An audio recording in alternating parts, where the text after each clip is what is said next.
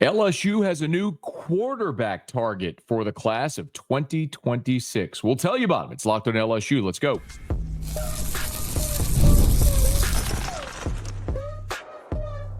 You are Locked on LSU, your daily podcast on the LSU Tigers. Part of the Locked On Podcast Network, your team every day. Okay, let's get it. It is Locked on LSU, your team every day. I'm your host, Matt Moscona.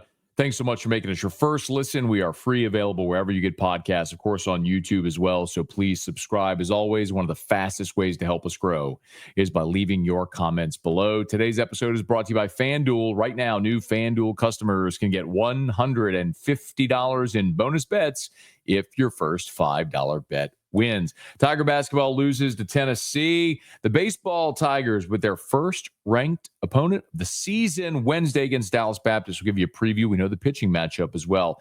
That's coming up along with our weekly chat with Shea Dixon. But we'll start with some recruiting news that popped on Tuesday. And that's that LSU is now in the mix for a quarterback for the class of 2026. His name is Bo Bentley, B-O-W-E, Bo Bentley, out of Salina, Texas. He's 6'1", 200 pounds. He's the number 10 quarterback in the country for the class of 2026 in the On3 composite.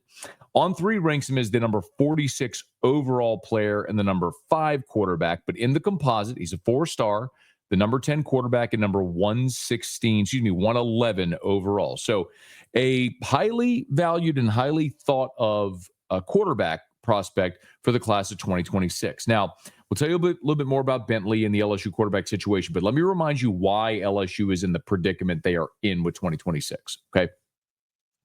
Remember who LSU had committed for a long time for 2025. I know most of us would like to forget the Bryce Underwood saga and move on at this point, but the reality is there was a ripple effect. So LSU had Bryce Underwood committed for almost a year. This transcendent number one quarterback, number one player. Like every class is going to have a number one quarterback, but seldom are you going to have a guy that is so highly rated that it is a generational type prospect. That was Bryce Underwood. So because LSU had Bryce Underwood committed for 2025, most 2026 quarterbacks were not looking at LSU.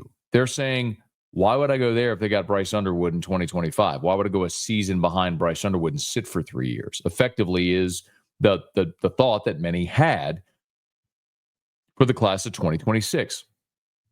And now that we are less than a year away from signing day, most of the top prospects at quarterback are already committed.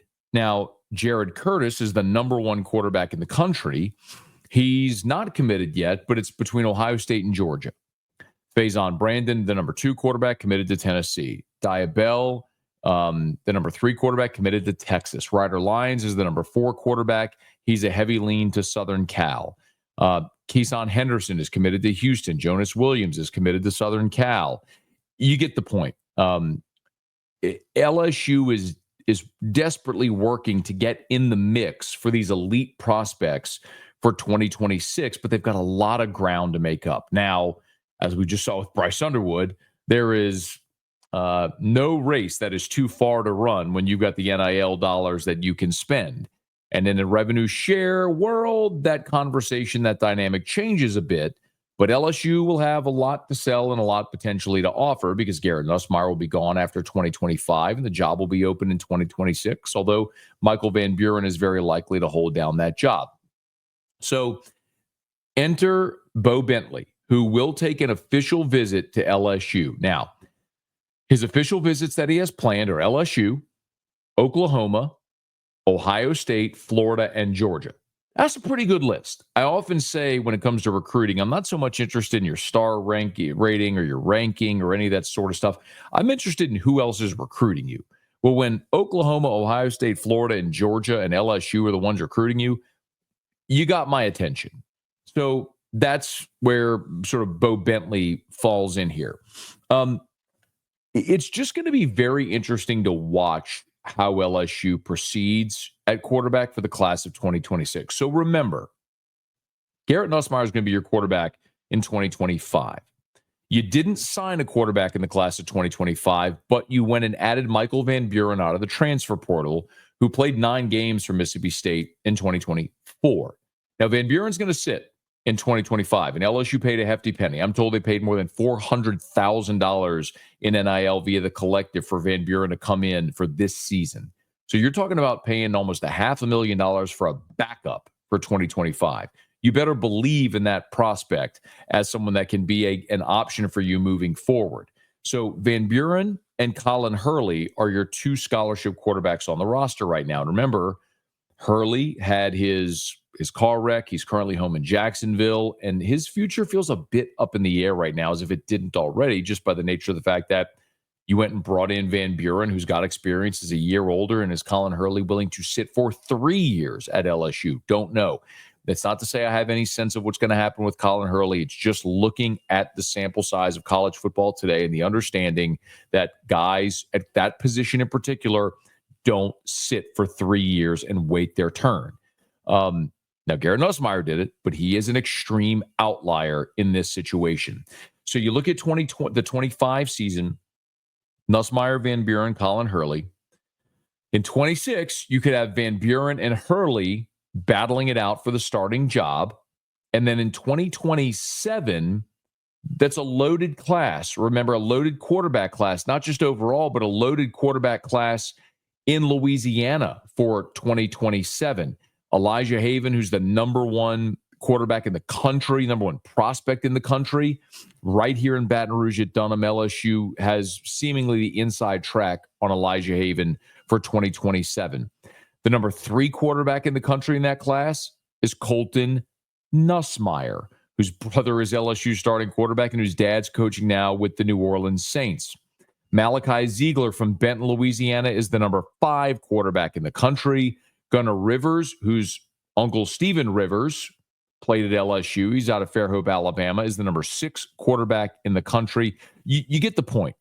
There are some elite level prospects in 2027 that LSU has an inside track with a lot of them. So you are very likely going to land an elite quarterback in 27. It's the gap. What do you do in 2026 and 2027 to bridge to, let's say, hypothetically, if you get Elijah Haven, you certainly don't want to start him as a freshman.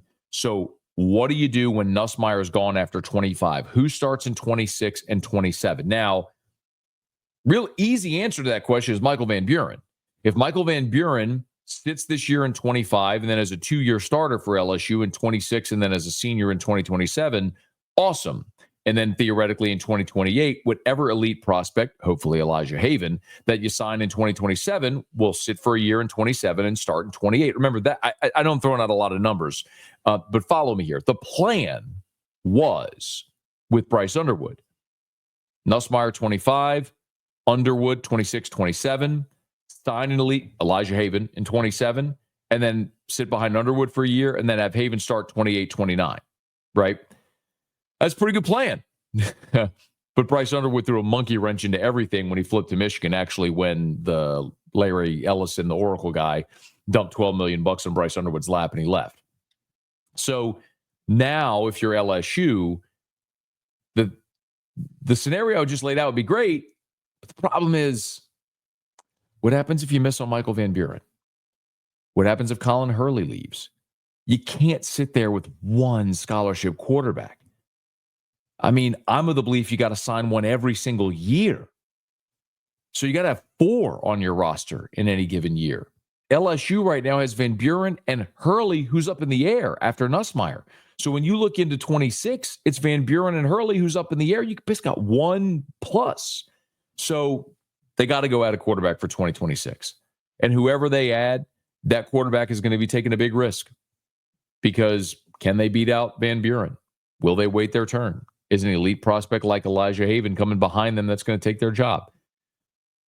All things that guys are going to have to weigh. But if they're not scared of competition, they want an opportunity to play at a great program, have NIL opportunities, rev share opportunities, and play in the SEC and play for championships, LSU's proven what they can do with quarterbacks. Joe Burrow, Jaden Daniels, Garrett Nussmeier, and whoever might be next. But keep an eye on Bo Bentley, the the number 10 quarterback in the country in the composite for 2026. He'll take an official visit to LSU. He's uncommitted. That could be the bridge for LSU to what might be next in that class of 2027. When he takes his official visit and we know more about it, we'll certainly pass it along to you right here on Locked On LSU. Our weekly chat with Shea Dixon will hit the high points next. It's Locked On LSU, your team every day. When the game tips off, the NBA action is just getting started, and there's no better place to get in on it than FanDuel, America's #1 sportsbook. With FanDuel, you can place live bets throughout the game, so even if you miss the opening tip-off or you want to bet on a fourth quarter comeback, you can stay in the action. And if you're looking for a bigger payout, you can even combine your live bets into a same-game parlay. I've told you before, I love the live betting feature at FanDuel. It keeps every moment of the game exciting. Maybe you wait for tip-off or you have a gut feeling based on how you watch the game progress at halftime. If you're backing your team for a late-game rally, if you're picking a player to hit a clutch three, you never miss your chance. Plus, the FanDuel app is easy to use, and when you win, you get paid instantly. And right now, new FanDuel customers can get $150 in bonus bets if your first $5 bet wins. Just visit FanDuel.com to join today. That's FanDuel.com for your shot at $150 in bonus bets. Make every moment more with FanDuel, the official sports betting partner of the NBA. Every week, we get a chance to visit with Shea Dixon from On3, the Bengal Tiger. And quite honestly, if you're looking for LSU recruiting news, there's nobody better. And this week, On3 released their updated recruiting rankings. Now that the high school season is over and you're moving towards spring ball, they updated their recruiting rankings for the class of 2026. And there were some very notable changes. In fact, some risers among LSU's commitments, including receivers like Kenny Darby and Ja'Kai Anderson, of course, Richard Anderson, who's vying for the #1 defensive line position in the country this year. And of course, also you got 3 guys at the top of the state of Louisiana who are jockeying for that position there with Anderson, with Lamar Brown, and Blaine Bradford from Catholic. So I asked Shea his big takeaways from the new recruiting rankings released by On3. Well, probably one of the biggest was Kenny Darby out of Airline, who led the state receiving, jumping not just into the on 300, but into the top 200 as the top 25 receiver. So that was overall one of the biggest jumps by anyone. I think what is entertaining about Louisiana each cycle is that we know 10-plus guys are going to end up at LSU per capita. It's Louisiana, Mississippi, those states that are always up there. Kind of year over year is turning out draft prospects. So when you look at those top 10 to 12 guys, and then you look at the very top of the list, it's very top heavy this year. And it's kind of a trio of guys that are in a race to finish #1. And funny enough, all 3 of these guys were playing as true freshmen, and all 3 have been ranked at some point #1 in the state, just with all the different ranking shufflings from all the major services. So you've got Richard Anderson at Carr, who's committed to LSU as a D lineman. They obviously went to state this year, or back to state. And then the familiar 5-stars here in Baton Rouge, over at Catholic, Blaine Bradford, one of the best safeties out there, and then Lamar Brown at U High on campus, who can play O-line, D-line, either way. He's considered to be one of the best prospects in the trenches. So those 3, have an off season, a senior season to go, and are in a pretty tight race here for kind of how that #1, 2, and 3 will finish out in Louisiana, and what's going to be a pretty talented cycle. What about Ja'Kai Anderson? You mentioned Kenny Darby. What about Ja'Kai Anderson, who's also an LSU commit? Looks like he had a nice little move as well. He did. I think he's probably the most slept on LSU commit early on, and they have a handful, 5, 6, I think 6 commits, all of them from Louisiana. But I think you skip over Ja'Kai, and I'm not sure why. I mean, look, he's coming out of McDonough. He landed his offer as a sophomore during the season. Then he came to camp a year ago, did really well. And then as a junior, he was right there with Kenny Darby as the first-team All-State selection, playing at a high level, went for nearly 1,000 yards receiving. But just as impressive, he, in the punt and kick return game, put up a ton of yards, had some touchdowns, was one of the better return men in the city. So I think that 1-2 punch of Darby and Ja'Kai Anderson being already committed as a pair of top 25 receivers, top 10 players in the state, and on 300 prospects is going to kind of bring LSU back that feeling of, when people look back and say, I can't believe Malik and Brian Thomas and all these different guys were in the same class. It's every few years it happens, and I think this is one of them.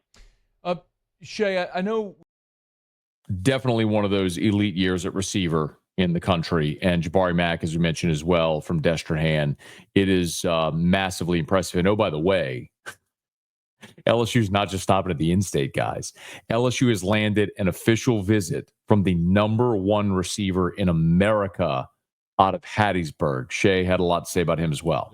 But yeah, Tristan Keys is the number 1 receiver in the country right now. Everybody wants him, but I guess people don't really realize this, and look, it's not that much different. But when you talk proximity, Hattiesburg's closer to Baton Rouge than Oxford and Starkville are. So all of them are drivable, but that just puts LSU into the conversation with a lot of these South Mississippi kids. And you see what they did in the past 2 cycles. They signed in the Pine Belt. I mean, Oak Grove, B.J. Woodland signed as a corner and playing for him this past year. And then they signed a top 100 guy in Tyler Miller on the O-line out of Laurel, another Pine Belt guy who gets on board. And I think a common thread has been Donovan Tate, who is a Hattiesburg High grad himself, played ball at both Southern Miss and Nichols, and then has been in Louisiana, been on LSU staff, got promoted here recently in the recruiting department, and being on staff for a few years now, he's had a good eye on Keys being, hey, this kid that's coming through Hattiesburg High, and they were one of the first offers, and I've had him around a ton. So Tennessee, Bama, those are teams that are kind of being talked up a good bit, but LSU's right there with them as he maps out these visits in March and April and into the summer. And we'll see how things go. But I will say, look, if you're going to be chasing and pursuing a number 1 prospect at his position, you've got a good shot when it's a border state kid, whether it's East Texas or South Mississippi, or like we saw this past cycle, Arkansas, where they signed the number 1 player in the state in Carius Kern. Yeah. It's interesting, Shea, when you talk about one of the things that I shared as well with Shea is, we talked about the kids from the southern part of Mississippi. Richard Dixon, former great LSU tight end, told me this. Of course, he's from the Bay St. Louis area. And he always talked about that proximity to Louisiana. His family could come, and they were LSU fans. His family could come see him play. And it's really interesting when you think about that proximity and how much that does matter in southern Mississippi. Even though you're crossing the state line, it can be to LSU's advantage. So when you look at what Shea was just talking about there, the biggest risers on these updated recruiting rankings. Remember, we started this show today talking about Bo Bentley, the quarterback out of Texas. Bo Bentley, in the last on 300 rankings, was unranked. He was not ranked. Now Bo Bentley, according to On3, is number 45 in the country. He went from unranked outside of the top 300 to number 45 in America. Gigantic jump. And then Kenny Darby, who you heard Shea just mentioned there as well, went from unranked to number 181. So some massive risers there for this LSU class in 2026. It's a year that LSU has just got to make sure. It's just, I know the coaches understand it. The recruiting staff understands it. You got to be able to put the fence up around Louisiana here in 2026, because this is the type of class, and I understand we're in a culture where you're just not going to see teams, in particular LSU, go sign 25 to 30 high school prospects anymore. The proof is in the pudding. You have got to be able to go sign 10 to 15 impact transfers every year, and then go get you 15 kids out of the high school ranks. Because you go sign 25, 30 out of high school, you think you're going to build that way. What we've seen is a quarter of your roster leaves every year. So after 2 years, half your recruiting class is gone. You need to make sure that you are getting guys that are going to help you effectively compete immediately. That's the portal. You can't sink as much into the high school ranks because it's just proven those guys aren't going to stay. That's one of the things we're learning. And I think Brian Kelly's staff are learning as well. This is one of those years in Louisiana where those top-tier kids in the state they got to be part of those 15 or so that you're going to sign. Okay, it is Locked on LSU, your team every day. We'll knock out our final break. Come back and get set for LSU against Dallas Baptist. First ranked opponent LSU baseball will face all season. Locked on LSU, your team every day.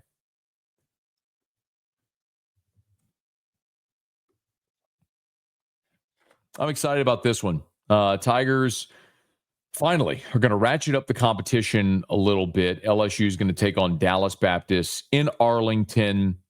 This is the 20th ranked team in the country, the Dallas Baptist Patriots.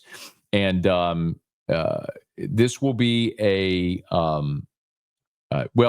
let's see, updated rankings, excuse me. Perfect Game has Dallas Baptist 17th. Baseball America has Dallas Baptist 18th. And D1 has Dallas Baptist 19th. So as high as 17, as low as 19 in the country from the major services. And we know the pitching matchup in this game as well, as both coaches have disclosed their pitching matchup. LSU is going to go with the junior lefty Connor Ware. Spent the last 2 years in JUCO, and you've heard me say this before, but if you're an everydayer, and thank you for being an everydayer, the conversations I've had is that if anybody in this starting rotation that we see right now, the rotation of Anderson, Ianson, Shores, if anybody wobbles, the thought from these coaches is the next guy up is Connor Ware. And so this sort of is evidence of that, right? You're going to go on the road against a ranked opponent in a big league ballpark. Who are you giving the ball to? Connor Ware. This is indicative of the fact that they are trying to give him that opportunity in a big spot to see what he can make of it. So a giant opportunity here for Connor Ware. Dallas Baptist on the season has been a very good program. They're 6-1 on the season. They swept North Dakota State and SIU Edwardsville. They did have, oddly, a 15-5 loss to UT Rio Grande Valley, incidentally, at Globe Life Field there in Arlington. But Dallas Baptist, they can swing it. As a team, they're hitting .333, 23 doubles, 7 homers, 12 steals, and 18 attempts. So 18 stolen base attempts in 7 games, averaging more than 2 stolen base attempts per game. So this is a team that will run. Be mindful of that, especially with some of the issues LSU's had defensively at catcher.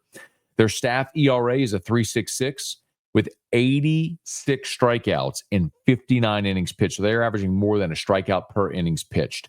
Now, for Dallas Baptist, we mentioned Connor Ware is going to go for LSU. For Dallas Baptist, it's going to be Ryan Borberg. Borberg did not get a decision in his only outing of the season. He went 3 innings and struck out 4, did not walk anybody. So he's a junior righty. So a veteran right-handed pitcher. Will be interesting to see how much he might extend into this ball game, with both teams obviously having a big weekend ahead. You're not going to stress your staff too much, but the benefit that LSU has right now clearly is you have such a deep pitching staff, and you can let Connor Ware turn loose here a little bit. Remember, they let William Schmidt get to 60 pitches on Monday night against Nichols. Maybe this is an opportunity for Connor Ware to extend, maybe get you through 5 in this ball game. So something worth keeping an eye on is how much they let Connor Ware extend, but a really good opportunity for LSU against a much better opponent than anything they faced as of this point. This is, by the way, going to be the first meeting in baseball for LSU and Dallas Baptist. DBU is part of Conference USA right now. LSU's played a bunch of Conference USA teams, obviously. Jacksonville State, Western Kentucky, Louisiana Tech's in Conference USA, Middle Tennessee, Kennesaw State, who LSU's seen in postseason play, Sam Houston. So, and LSU, by the way, is going to play Sam Houston on Sunday in the Frisco College Baseball Classic. So a really good opportunity for LSU this weekend, starting Wednesday over there at Globe Life Field. Now, a couple of things that Jay Johnson talked about after the game on Monday against Nichols. First and foremost, everyone has asked about Gavin Guidry. And Jay Johnson confirmed Guidry is dealing with an injury here. Non-throwing, non-arm related deal that just kind of crept up. He was prepared to pitch on last Wednesday and then actually woke up on Thursday not feeling great. So we think we really pinpointed what it was and anticipate him being ready next week sometime. Upper body, lower body? Upper body, yeah. Tricky, actually, right in the middle of the body. right in the middle of the body. So there you have it. For everyone wondering, where's Gavin Guidry? Free Gavin Guidry, we have the answer. Jay Johnson said he was supposed to pitch last week against Nichols on that Wednesday. The game got canceled. Gavin Guidry wakes up on Thursday. He's not feeling so great, doesn't pitch this weekend, and now we know why. He's got a middle of the body injury, but they'll sit him for a week. And non-throwing arm related, which is the good news. Now, also, Jay Johnson talked about the week ahead with Dallas Baptist and, of course, the weekend in Frisco. I think it's going to be great in terms of, like, continuing to what we call tighten the circle. We're going to play great opponents, multiple times super regional team, perennial power. They're off to a great start again with DBU. That's kind of the focus. Get to play in a big league ballpark. So that's going to be great. And then Kansas State just looked like they tore our league's lunch, last week in Arlington. And so that'll be a great game. They seem like they're playing with a lot of confidence. Nebraska, I watched their game against Vanderbilt a couple weeks ago. I watched their Friday night game against ULL, who's obviously a good team. So that's a great opponent.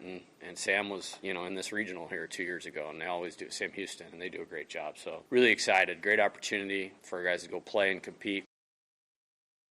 By the way, with Jay Johnson there talking about the Kansas State, which we'll talk about this weekend, but Kansas State played Arkansas in the opening game of the they called it was some classic that they played at Globe Life Field, and Kansas State beat Arkansas 3-2, by the way. So it's a big win. That was number 5 Arkansas, and Kansas State beat them. LSU is going to get Kansas State this weekend, so that's one to file away, and we'll see.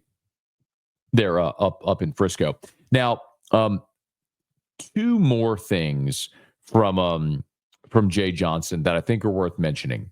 And if you were here for our post-game recap after the game against Nichols, the 2 offensive things we highlighted were Stephen Milam, who's broken out of the early, I hate to even call it a slump. He didn't have a great opening weekend, but Stephen Milam can hit. We know that. But then also Bear Jones. When they chose in the first inning to walk Bear Jones on 4 pitches, LSU proceeded to score 4 runs with 2 outs after they walked Bear Jones.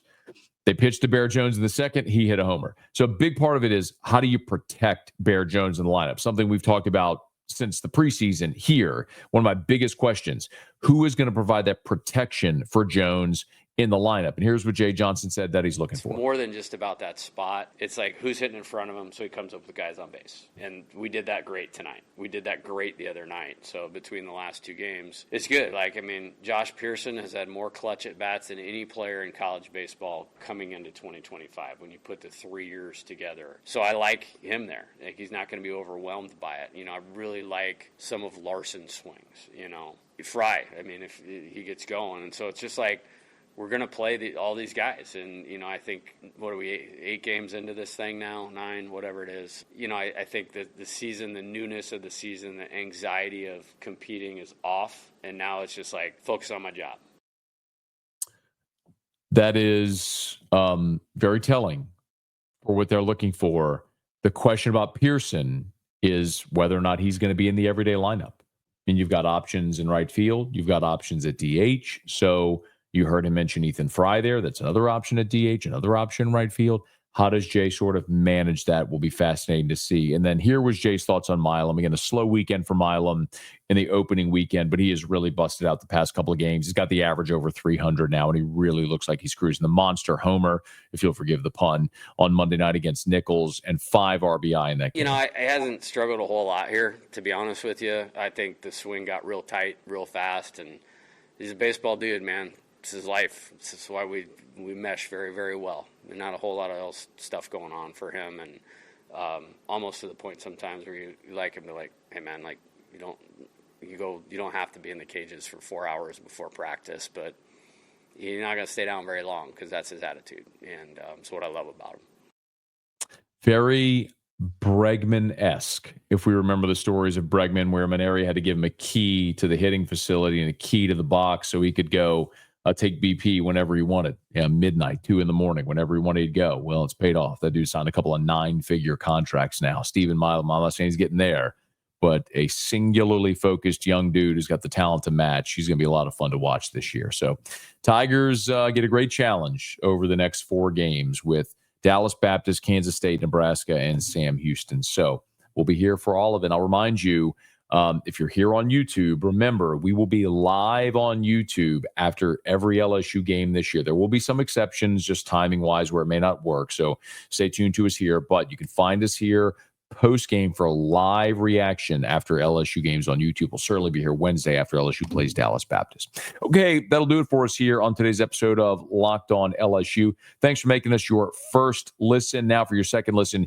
go check out Locked On College Basketball. You can find Locked On College Basketball on YouTube or wherever you listen to podcasts. If you're on podcast, please subscribe on your favorite podcast app. Rate us, leave a review. If you're on YouTube, smash that like button, subscribe to the channel, hit the bell so you're notified whenever we post a new video, and let a friend know if they love the Tigers. We got you here every single day for Locked On LSU, your team every day.